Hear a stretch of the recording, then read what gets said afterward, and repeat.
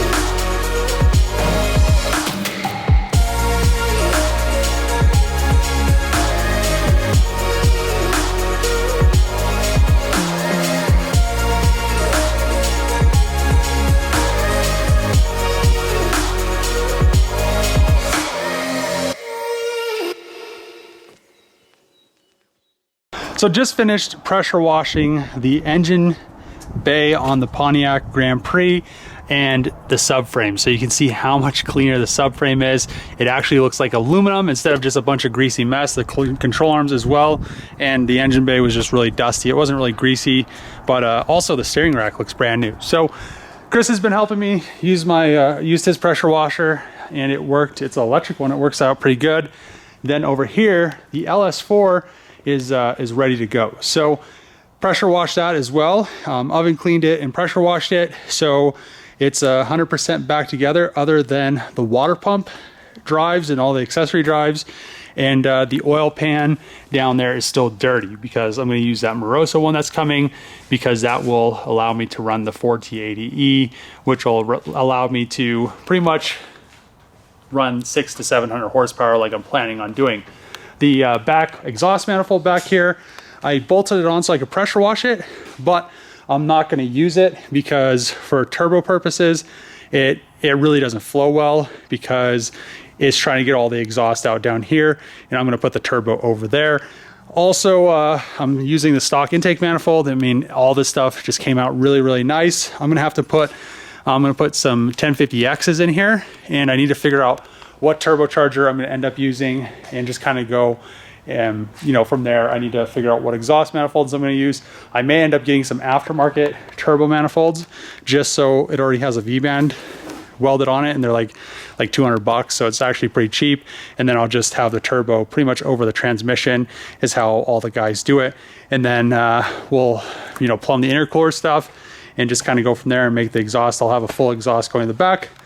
But I know a lot of people are kind of not excited that I'm working on this instead of the charger, but I still am working on the charger. I just have been doing a lot of tedious stuff. I have both of the blocks, so the 6.4 and the 6.2 blocks. The 6.4 is currently in the hot tank. The 6.2 has already been through the hot tank, and I need to probably have it chemically cleaned, and probably the 6.4 as well. The same thing goes for these heads. Since they were in a fire, it seems like it's very, very hard, even the hot tank that I'm using, and it just seems like it doesn't want to get off that gooey gasket material. So that will be in a video probably sometime next week, as well as I've been polishing the charger so it can get ready for clear bra. So a lot of stuff has been going on. It's just like a process before I can make a video of it, and just kind of go from there. So we'll have some stuff for the Grand Prix probably in the future, because I have to wait another 2 to 3 weeks to get the transmission parts, and then I could put all this stuff back in the Grand Prix. By then I should be able to figure out what I'm going to do with the engine for the charger as well. But I'm going to end the video here. Chris, help me out. Thanks, Chris. What do you think of the clean stuff? It was a satisfying day today. Yeah, cleaning and putting the engine together. If I just wanted to stick that old transmission back in there, we could have it running and driving by the end of the day, but I don't want to have to pull it back out is one thing. So that is going to be the end of this video. If you like these videos, make sure to click the subscribe button, throw a thumbs up, throw a comment below. As always, see you guys next time.